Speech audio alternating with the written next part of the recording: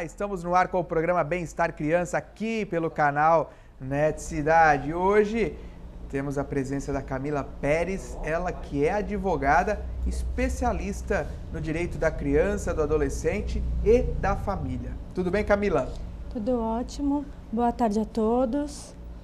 Prazer em tê-la conosco aqui no programa, viu? O prazer é meu. Inclusive, você teve uma mãe que atuou por um tempo no Conselho Tutelar lá do Guarujá, não é isso? Qual é o nome da sua mãe? Exatamente, Meire Lúcia.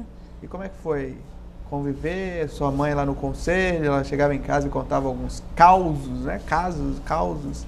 Ela sempre muito dedicada e foi um dos motivos pelos quais eu optei pela área, ao acompanhar o trabalho dela e verificar as necessidades, as demandas da área que são bastante significativas. Quer dizer que a presença da sua mãe como conselheira tutelar do Guarujá te influenciou na escolha para fazer direito e se especializar nessa área criança, adolescente e família? Exatamente. Que legal. Antes disso você pensava em algum setor, não? Eu sempre gostei bastante da área da família, mas a convivência com as demandas da área da criança e do adolescente acabaram por me direcionar um pouco, até para auxiliá-la. A gente sempre discutia os casos e procurava uma solução mais adequada, levando em consideração o que é melhor para a criança. O que é melhor para a criança? Você tocou num ponto importante, né? Principalmente quando a gente vê dois adultos, né? Se casaram, tem lá os seus filhos, ou filho, ou filha, enfim, se separam. Dois adultos, são duas crianças, né? Mas quando se separam, acabam parecendo duas crianças, essa que é a verdade. Pelo menos eu atuei lá no Conselho Tutelar, a gente pegava alguns casos onde mais parecia o filho, às vezes era mais adulto do que os pais. Preocupação dos pais ali em ter a guarda da criança, uma série de dificuldades que eles apontam. Como é que você no dia a dia deve pegar alguns casos de casais separados que brigam por guarda, questão de pensão? Como você vê essa relação, principalmente quando termina? Na verdade, no direito de família a gente tem uma máxima que é: quando as pessoas casam é meus bens, meu bem, meu bem, meu bem, e depois vira meus bens, meus bens, meus bens. Entra muito em jogo, inclusive na questão da guarda, a questão dos bens. Porque aquele que vai ficar com as crianças, geralmente é aquele que vai receber e gerir a pensão dos filhos, e muitas vezes a civilidade não vem à tona nesse momento tão delicado. Não existe a preocupação no bem-estar dos filhos? Na maior parte das vezes, não. Eles acham que estar com ele... A gente, inclusive, tem um caso atualmente, a novela que não é das 8, né? Começa quase 10 horas, das 9 lá da Globo. Tem lá o casal que se separou, Antônia e o outro, não lembro o nome, e ficam numa briga, coitada da menina, tá toda perturbada já por causa da briga dos dois. Essa história simboliza bem o jogo de interesses. A gente vê que ele quer a criança porque não quer pagar pensão. Na verdade ele quer a criança e para atingir a traição, para não pagar pensão, porque a grande maioria das pessoas acham que a pensão vai ser utilizada de outras formas, vai ser utilizada para custear a esposa ou o esposo, no caso em que os filhos ficam com o marido e a ex-esposa que paga a pensão, e acabam por direcionar esse atrito para os filhos. O filho vira um joguete nas mãos do casal, né? E aí a gente ouve muito falar em alienação parental. O que seria alienação parental? As pessoas que estão nos assistindo, às vezes ouviram essa frase, né? E não sabem o que significa esse termo. A alienação parental é quando um dos pais tenta excluir o outro do convívio com a criança, utilizando de pressão psicológica, muitas vezes bem velado, às vezes é bem difícil de ser percebido. No caso dos personagens da novela está uma coisa bastante gritante, até porque nós conseguimos observar todos os lados. Em geral, como as pessoas observam ou o lado da mãe ou o lado do pai, fica um pouco mais difícil de notar. Mas é aquela rixinha, aquela briga, sempre um tentando inferiorizar o outro perante o filho, faz com que o filho perca o respeito por um dos pais e tem grande reflexo na vida da criança, inclusive quando adulto.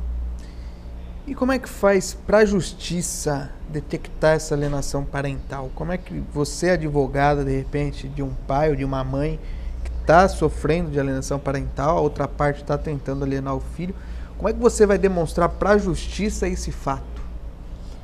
São feitas abordagens com psicólogo, com assistente social, um acompanhamento psicológico, é feito um relatório. O juiz, inclusive, pode pedir uma perícia de um psicólogo forense para acompanhar essa criança. Dependendo da idade da criança, isso é feito de diversos modos, até porque crianças muito pequenas têm maior dificuldade de expressar o que acontece. E, em geral, como a gente vê na novela, é bem colocado, não faça isso, mas não fala para sua mãe que fui eu que fiz. Uma fofoquinha, uma coisa e outra que às vezes até parecem sem importância, mas que na mente, no imaginário infantil, cria um vulto muito maior, né? Entendi.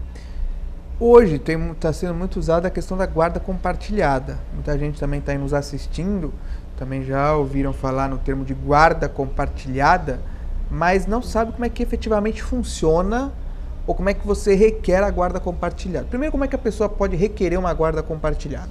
A guarda ela é determinada, em geral, já no processo de divórcio. Mas se passou o divórcio, hoje tem a guarda com o pai ou com a mãe, e uma das partes quer rever essa questão da guarda, até porque a guarda compartilhada é recente, né? Mais ou menos recente. Pode ser feito isso? Pode ser feito. A qualquer momento a guarda pode ser revista, tanto para se tornar compartilhada, para ser alternada entre um dos ex-cônjuges. Rapidamente, terminando a questão da guarda compartilhada, até para voltar ao assunto daqui a pouco, a pensão. Como é que é feito o valor da pensão? A mulher também pode pegar a pensão se a guarda ficar com o marido? A pensão ela é uma prestação que é devida reciprocamente. Tanto a esposa pode pagar pensão ao marido, quanto o ex-marido pode pagar pensão à ex-esposa. Os pais podem pagar pensão para os filhos, como os filhos podem pagar pensão para os pais. E isso hoje se estende a toda a família, os avós, os tios, de acordo com a necessidade do alimentando, que é a pessoa que vai receber a pensão, e o poder econômico do alimentante, que é aquele que vai pagar a pensão. Então, tanto o marido quanto a mulher podem pagar pensão para os filhos, de acordo com quem ficar com a guarda e de acordo com a necessidade. Muitas vezes a esposa ou o esposo deixam de trabalhar para ficar em casa e cuidar dos filhos, abrem mão da carreira durante o período de relacionamento. Quando esse relacionamento acaba, a pessoa não tem uma estabilidade, uma condição de se manter. E daí a outra parte vai sim pagar pensão por determinado período, até que essa parte se estabilize, consiga um emprego e possa estar andando com as próprias pernas, né? Como é que o juiz estipula esse valor? A porcentagem? É analisada a possibilidade de pagamento e a necessidade. Não existe uma regra 30%, onde as pessoas falam, cara, é 30% a pensão, você vai pagar 30%. Não existe. Não. Principalmente atualmente já existe, inclusive, entendimento de que o padrão de vida deve ser mantido. Em alguns casos, o padrão de vida é elevado e quando existe o rompimento da união, em decorrência do regime de bens, uma das partes fica com menos que a outra e daí os filhos acabam muitas vezes sofrendo com isso e a parte que ficou com mais e não tem a guarda quer pagar um salário mínimo, 2 salários mínimos e isso tudo é analisado no caso concreto, o juiz vai verificar caso a caso a necessidade, o padrão de vida que aquela criança já estava habituada a ter enquanto os pais estavam juntos e vai aplicar de acordo com o poder de pagamento. Até porque existem muitos casos em que o salário da pessoa não é fixo. Então você não tem como quantificar 30% do quê? Do nada, né? E independente de filhos também, né? Independente de filhos. Se tiver, também não é porque tem 3, 4 filhos que a pensão vai ser maior ou menor, diferente de quem tem só um. Tem isso, não? Não, é analisado, como eu te disse, o poder de pagamento. Aquele pai que tem 6 filhos e ganha um salário mínimo, ele não vai pagar tanto quanto aquele que tem um filho e ganha 5 salários mínimos. Aquela criança vai ser um pouco mais privilegiada que aquela que tem mais 5 irmãos. Infelizmente, não há como se fazer milagre, né? O pai não pode também deixar de subsistir para sustentar os filhos. Entendi. Até outra parte tem que fazer a parte dela também, né? Não vai viver às custas da pensão. Não, exato. A pensão alimentar para os filhos é para os filhos. Que a gente sabe que na maior parte, grande maioria dos casos, é um valor que não tem como ser usufruído pelo outro genitor, por quem está ali com a guarda. Porque filhos demandam muito esforço econômico. Então, não é um salário mínimo ou 30% de um salário de R$ 1.500, R$ 2.000, que é o que ganha em média o brasileiro, que vai sustentar uma criança, às vezes 2 crianças, e ainda aquele que detém a guarda.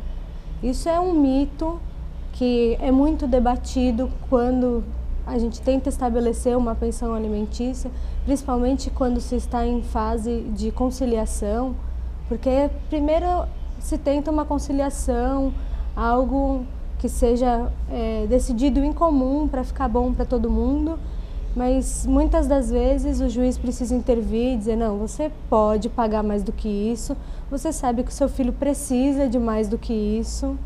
Entendi. Nós vamos para um rápido intervalo e voltamos no segundo bloco para fechar a questão da guarda compartilhada, como é que funciona efetivamente a guarda compartilhada. Vamos entrar aí, falamos bastante sobre o direito da família nesse primeiro bloco, vamos entrar nos direitos das crianças e também dos adolescentes. Sai daí não, o intervalo é rapidinho.